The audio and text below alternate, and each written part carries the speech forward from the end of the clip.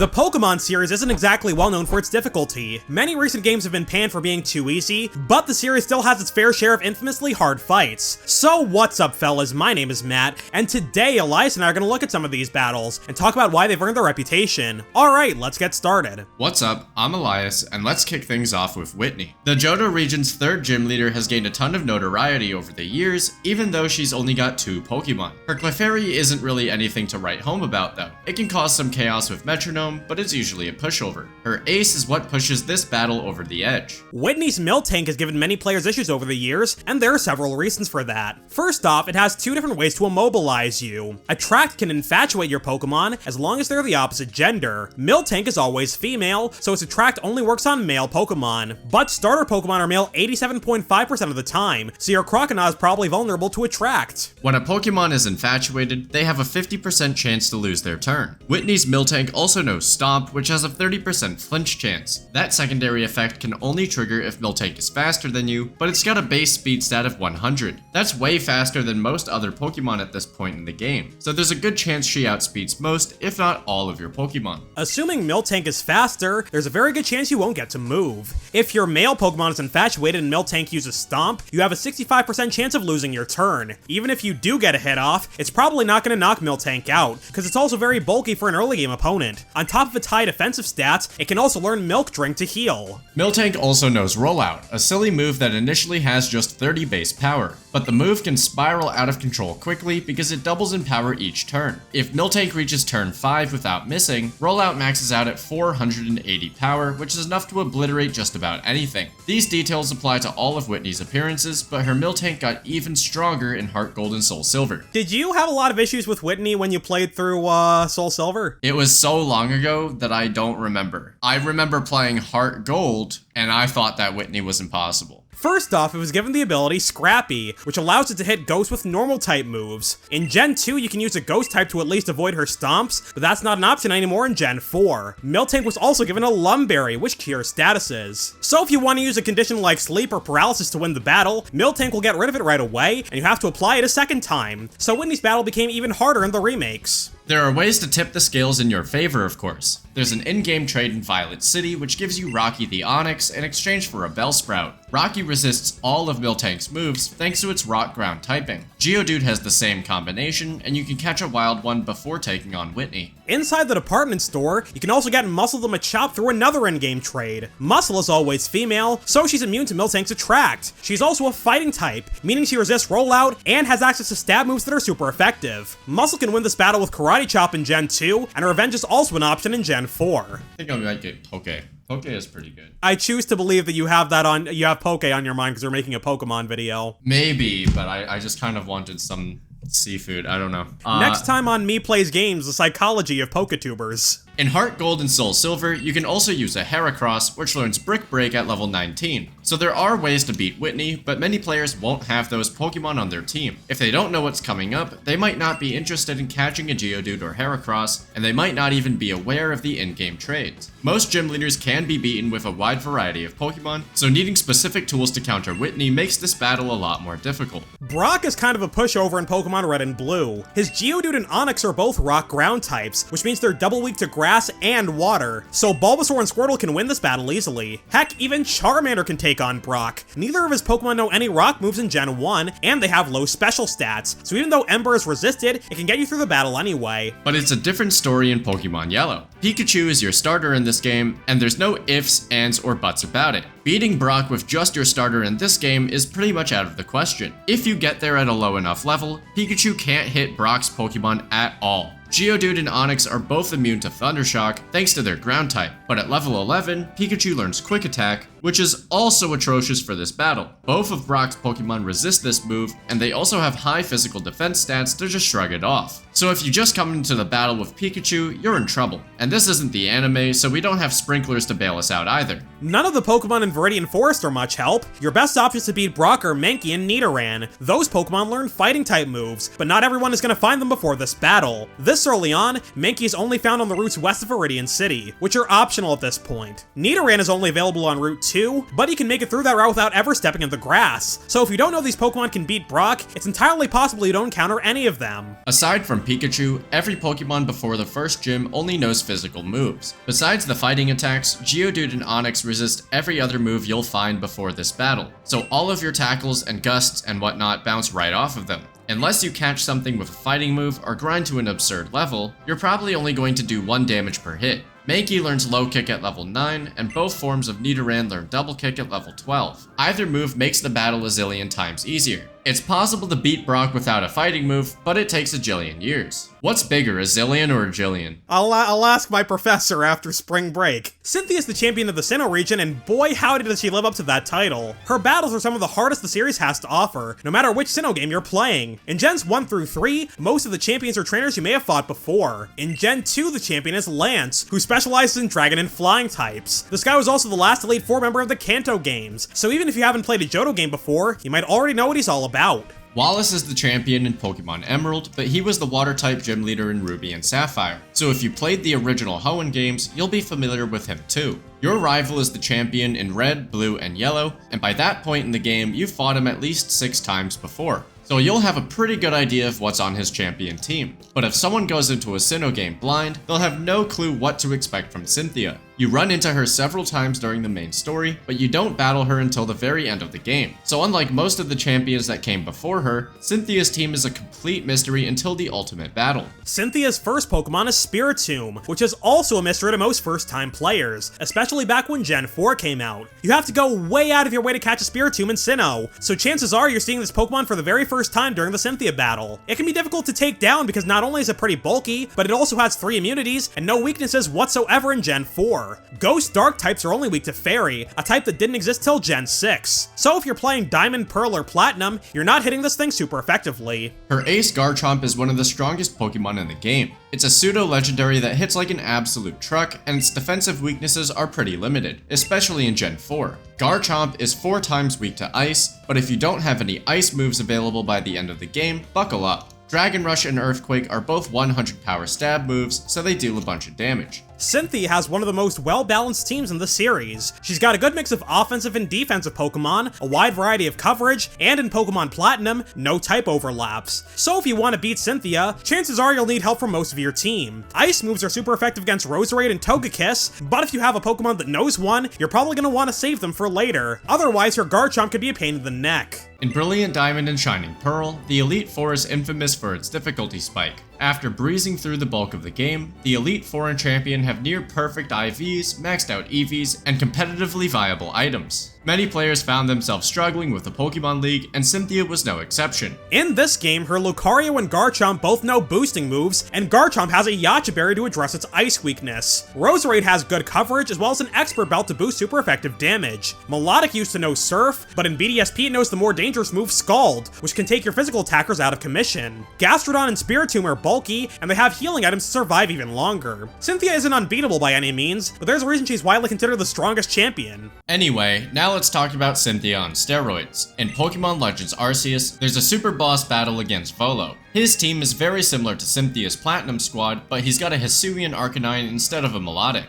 Volo's team of 6 isn't as menacing as Cynthia's because their movesets aren't as good. His Garchomp knows Earth Power, because Earthquake doesn't exist in this game. Roserade and Arcanine only know 3 moves apiece. They're not bad moves, but if you've got 4 slots, you should be using all of them. Get off my screen, Kamala. This battle is infamous because, well, he cheats. After you knock out Volo's main team of 6, he sends out Giratina, which is filled with terrible might. This effect boosts all of its stats and reduces the residual damage it takes. You don't get healed before Giratina comes out, so you've got to use your beaten up team to take it down. Once you knock out Giratina, you're still not done. They messed up my order. Oh. What'd they do? They put carrots in it, which is fine, but I didn't ask for carrots, I asked for beetroot. Welcome back to MEPlaysGames. Tonight we're gonna find out if Elias is allergic to carrots. I'm not. Now you have to take Giratina down a second time, this time in its origin form. The battle is effectively 8 on 6, which greatly swings things in Volo's favor. Giratina is a Ghost Dragon type, a combination that has quite a good defensive profile.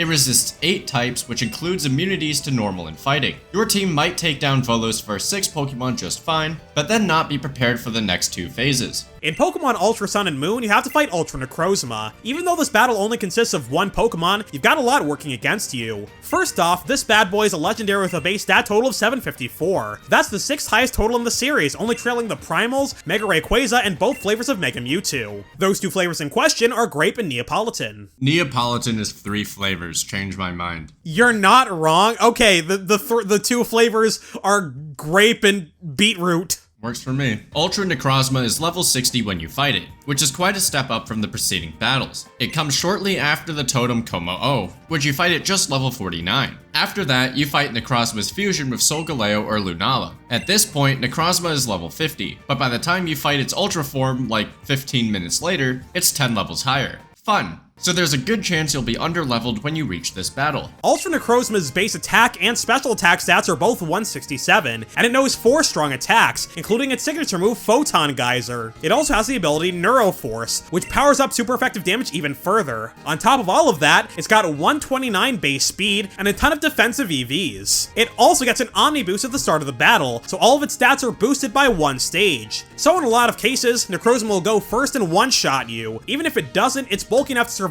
most incoming hits. But since you only need to beat 1 Pokemon to win the battle, you can employ some, unconventional strategies. One thing you can do is bring a low-level Pokemon to use the Fear strategy. By holding a Focus Sash, you can survive any move Necrozma goes for with 1 HP. Then you can use Endeavor to bring Necrozma down to 1 health as well. On the next turn, use a priority move like Quick Attack or Sucker Punch to knock it out. Oh, they did give me Beetroot. Another way to cheese this fight is by using Zoroark. Its ability Illusion disguises it as another Pokemon in your party, which confuses the AI. Ultra Necrozma usually picks whatever move it thinks will deal the most damage, which is Photon Geyser in most cases. If Zoroark is disguised as a poison or fighting type, Necrozma thinks Photon Geyser will be super effective. But Zoroark is immune to Psychic, so it can sit there taking hits like nothing is happening. The AI doesn't know it's Zoroark, so it'll keep trying the same move over and over and over. While that's happening, you can use a Dark move of your choice to knock it out. There are other ways to beat Necrozma, of course, like Toxic Stalling or bringing a Steel type. Bisharp is a particularly good choice since it's immune to Photon Geyser, and it resists everything else Necrozma has to throw at you. So there are several ways to knock out Necrozma, but any battle becomes astronomically easier under certain conditions. The crux of what makes a fight difficult has 2 parts in our opinion. Number 1, do you know what's coming? Number B, do you have a team that's ready for the job? Let's start with that first point. If I were to start a playthrough of Ultra Sun right now, I would know exactly what to expect in the Necrozma battle. If I were to start a playthrough of Ultra Moon, I would be completely lost. With that information in mind, I can actively look for a way to beat it during my adventure. But if I were going into the battle blind, chances are I'd be in for a much, much worse time. Many standard teams get absolutely mollywopped by Ultra Necrozma. When M&J TV did a Let's Play of this game, for example, Necrozma one-shot his entire team on his first try. The only reason he did any damage whatsoever was because Vikavolt had a Quick Claw. When he was doing the playthrough, he didn't have the information we now know. He got an early copy of the game from Nintendo, wink wink Nintendo, so he was playing the game over a week before everyone else. He'd heard that this battle was hard, but he didn't know any of the exact details. If you don't know what a fight has in store, you won't be able to properly prepare for it. What the hell are you winking at Nintendo for? You don't have a Switch. They can give you an advanced copy of their new game. Hey, wink wink Nintendo, send Elias a Switch 2. Actually, send him 5. This kind of idea applies to other scenarios too. Even if someone isn't playing a game right when it comes out, there are still a ton of reasons they might not be expecting a hard battle. Maybe they're playing Pokemon Crystal on an emulator as their first adventure, and they don't know about Whitney at all. Maybe they went out of their way to avoid Legends Arceus spoilers, so the Volo battle caught them completely off guard. We live in a time where you can look up information on just about any battle. But not everyone is going to take advantage of those resources or even have access to them in the first place. Back when the earlier games came out, info on the Pokemon games wasn't nearly as readily available. If you don't know that Nidoran or Mankey learn fighting type moves early on and that they're super effective against rock types, the Brock battle in Pokemon Yellow can feel basically unplayable. It's entirely possible you don't see Nidoran or Mankey at all before the battle, so your options can seem incredibly limited. It's also not obvious what moves even do in Gen 1, because the Game Boy games don't display any data about them. Notice description, no base power, no nothing. The only information you get is their name and type. If I were to face Brock in Pokemon Yellow today, I probably wouldn't have many issues. But if I were a kid in 1999 or 2000, and I played the game back then, I'd likely have a much harder time. In this day and age, there are a zillion ways to learn what to expect in each Pokemon game. But sites like YouTube and Bulbapedia didn't exist 25 years ago, obviously, and internet access was much more limited across the board. If you couldn't look online to figure out how to beat these hard battles, you would have to either buy a strategy guide, get intel from a friend, or figure it out by yourself. Hey, Elias, you got any good intel about Winona? Winona Ryder? No. No. A battle can also be difficult if you don't have a team that's ready for it. Muscle the Machop is a good solution for the Whitney battle, but not everybody will want to use it. If you're not planning to use Machoke or Machamp long term, then training Muscle Up just to beat Whitney can feel like a slog. Like we mentioned earlier, many players also might not even know this trait exists. Some people won't have Ice or Dragon moves on their team, which makes Cynthia's Garchomp more of a threat, and so on forever and ever and ever. My brain short-circuited for a second because, a Muscle Up is a type of exercise that Elias can do 20 reps of. Oh, absolutely not. Pokemon gives you a lot of room for creativity, which makes the difficulty of a battle pretty subjective. A lot of people over the years have struggled with trainers like Whitney, while others might not understand what the big deal is. Some people will be more prepared for a hard fight than others, because they might already have the counters necessary to beat it. Their Pokemon might also just have higher levels, which is a catch-all solution for pretty much any battle. Cynthia's Garchomp is strong, but it doesn't stand a chance against my level 99 Mamoswine, which knows Tackle. Aside from those two general points, a fight can be difficult for a wide variety of specific reasons. Most Pokemon boss battles follow a simple flowchart. If you're fighting a single Pokemon or a type specialist, you can use virtually anything that isn't weak to their stab moves, or something that knows a super effective move. Brock, Whitney, and Necrozma typically require a more specific counter, which is what makes their battles so much harder. If you don't want to use those Pokemon, or you're not aware that they're available, good luck. Each of these battles has something different going for it.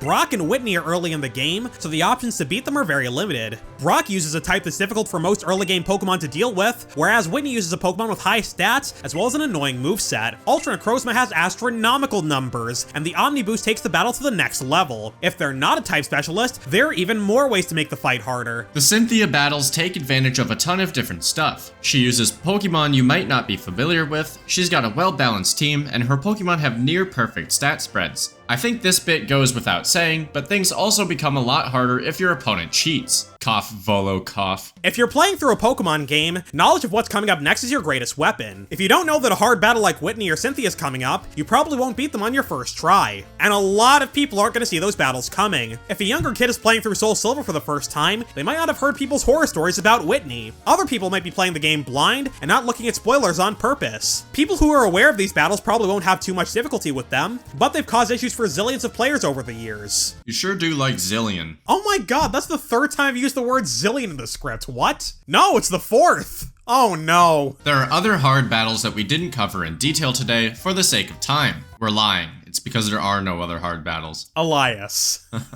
The red battle on top of Mount Silver is also a well-known one, because not only does he have a diverse team, but they also have incredibly high levels. In Heart Gold and Soul Silver, his Pikachu was level 88. When you get your 16th gym badge and unlock this battle, chances are you'll be considerably underleveled compared to Red. Leave a comment with any other fights that gave you issues. I lied. I can do 50 muscle ups, smile. I wouldn't bet against it, honestly. I'm gonna tell you now, I cannot do 50 muscle ups. Have you ever employed the power of friendship to do 50 muscle ups by yourself with no friends watching you? I'll just get good vibes emanating in my general direction from you in Chicago. That's enough power of friendship, right? Yeah. Alright. So Bulbasaur and Squirtle can win this battle easily, even though they only have 20 power moves to start out. Wait a second. Does Bulbasaur get Absorb or Vine Whip? Vine Whip. Vine Whip. Cool Whip. Why do you say it like that? The video I made about Pokemon Champions came out to be about 19 minutes long. This video is gonna be around the same. 90 minutes long. I said 19, I know bozo. what you said. Just let me be happy. Yeah, I'm just making a feature film every week.